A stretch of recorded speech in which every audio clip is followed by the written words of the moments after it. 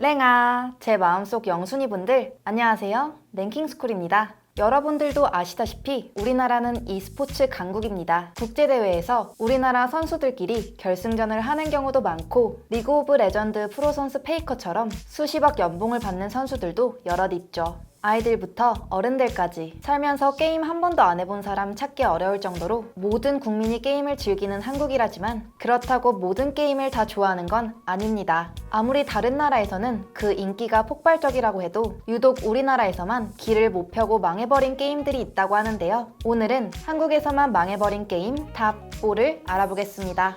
4위 스매시 브라더스. 이름도 생소한 스매시 브라더스는 1플레이어와 2플레이어가 맞서 싸우는 한마디로 킹 오브 파이터즈나 철권 같은 격투 게임입니다. 피카츄, 마리오, 젤다, 소닉처럼 귀여운 캐릭터들이 줄줄이 등장하는 데다 조작 방식도 나름 간단한 편이라 진입장벽이 높은 편도 아닌 스매시 브라더스는 일본에서만 555만 장이 팔린 것은 물론 2018년도 북미 아마존에서 가장 많이 팔린 게임으로도 뽑힐 정도로 명실상부 세계 최고의 인기를 누리고 있는 대전 게임이라는데 왜 한국에서 인지도는 이렇게 낮은 걸까요? 분명 매력이 많은 게임이지만 스매시 브라더스가 정작 한국에서는 큰 인기를 얻지 못했던 결정적인 이유로는 스매시 브라더스가 콘솔로만 발매된다는 점이 꼽힙니다. PC방 문화가 상대적으로 발달한 한국은 콘솔 게임이 예나 지금이나 비주류에 속하기 때문에 전체적인 인지도가 낮을 수밖에 없는 것이죠. 이에 더해 상대의 체력이 바닥날 때까지 싸우는 것이 아니라 상대를 경기장 밖으로 밀어내야만 승리할 수 있다는 생소한 게임 방식은 기존 격투 게임에 익숙해져 있던 유저들에게 어색하게 다가왔고 엎친 데 덮친 격으로 2015년 공식 발매된 한글판 슈퍼 스매시 브라더스에 처참한 방글화 수준까지 더해지면서 더 올라갈 수도 있었던 인지도가 바닥을 친 것으로 보이는데요. 이 방글화 사건으로 한국 유저들이 성명서까지 제출, 대거 돌아서는 결과를 초래하면서 닌텐도 코리아의 실적까지 함께 뚝 떨어졌었다고 하네요. 앞으로도 한국에서의 인기는 기대하기 힘들겠어요. 3위 카운터 스트라이크. FPS 게임 다들 좋아하시죠? 저는 참 좋아하는데요. 플레이어가 두 팀으로 나누어져 한 팀은 폭탄을 설치하고 반대팀에서는 이를 해체하는 게임 방식의 원조격이라고도 할 수 있는 카운터 스트라이크는 세계적으로 압도적인 규모와 인기를 자랑하면서 현재도 전 세계 게임 시장에서 가장 지배적인 프랜차이즈 중 하나입니다. 하지만 웬일인지 현재 국내에서는 인기가 별로 없다고 하는데요. 일간 게임 검색어에서는 77위를 기록하고 있을 정도입니다. 사실 카운터 스트라이크는 한때 PC방 게임 본저로 꼽힐 정도로 국내에서 인기가 꽤 높았던 게임입니다. 이 인지도를 한 방에 떨어뜨리는 하나의 사건이 발생하기 전까지는요. 그 사건은 바로 스팀이라는 새로운 유통체제 공개였습니다. 2017년 배그가 대박을 치면서 스팀 시스템이 대중적으로 알려졌지만 당시만 해도 생소한 스팀이라는 플랫폼을 강제적으로 설치하고 이용해야 한다는 점도 유저들에게는 귀찮은 걸림돌이었던 데다 이에 발맞춰 게시되었던 PC방 스팀 서비스는 IP 하나당 월 15,000원이라는 요금제를 지불하고 스팀 CD키를 구입해야만 게임을 서비스할 수 있다는 점에서 PC방 업주들의 반발을 사 카스 불매운동으로까지 번졌는데요. 국내 PC방은 스페셜포스나 서든어택 등 다른 게임을 밀어주었고 결국 이로 인해 카스의 국내 인기는 많이 사그러들게 되었다고 하네요. 2위 포트나이트.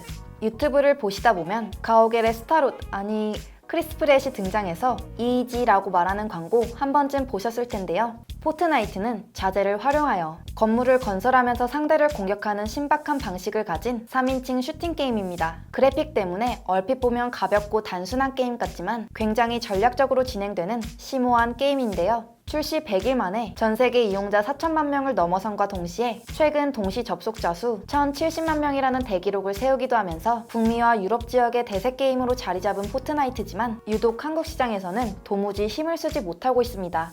현재 포트나이트의 PC방 점유율은 0.04%로 1%대에도 미치지 못하는 처참한 성적을 보여주고 있는데요.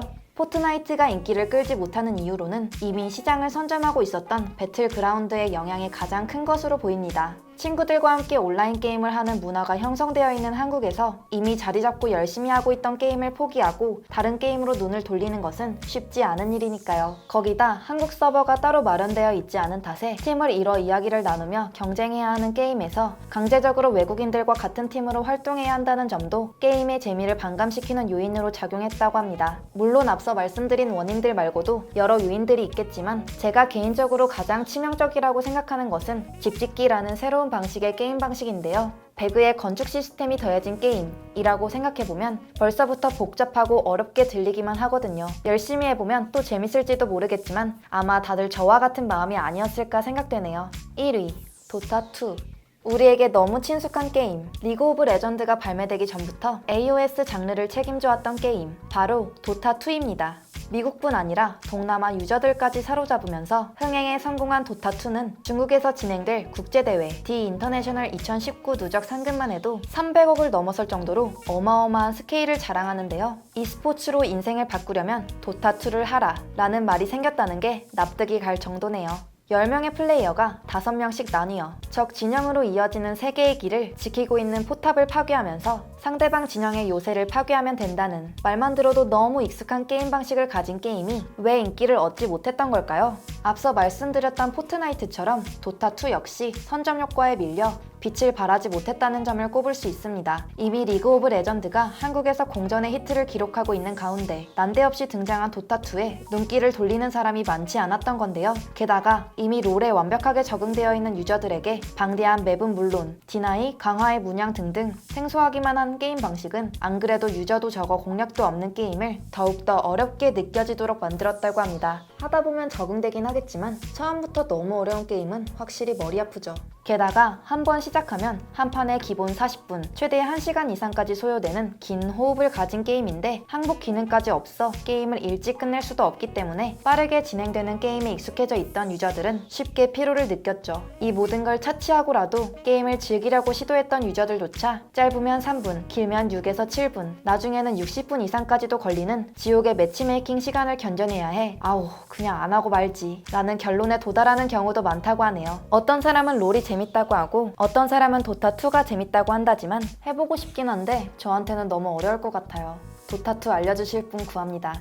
해외에서는 엄청난 인기를 얻는 게임이지만 한국에서는 처참히 실패한 게임 4가지를 알아봤는데요. 대박은 하늘이 낸다 라는 말이 존재하듯 하나의 컨텐츠가 흥행하는 데에는 마케팅 방법이나 이슈, 시기 등등 수많은 변수들의 영향을 받습니다. 비록 지금은 국내 시장 진입 장벽을 넘지 못하고 국내 유저들의 시선을 사로잡는 데에는 실패했지만 한국은 온라인 게임 업계에 경쟁이 가장 치열한 지역인 만큼 이후 새로운 모습으로 국내 시장의 문을 다시 두드릴지도 모르죠. 똑똑. 그때는 이 게임들이 새로운 갓겜으로 떠오를 수 있을지 궁금해지네요. 지금까지 랭킹스쿨이었습니다. 감사합니다.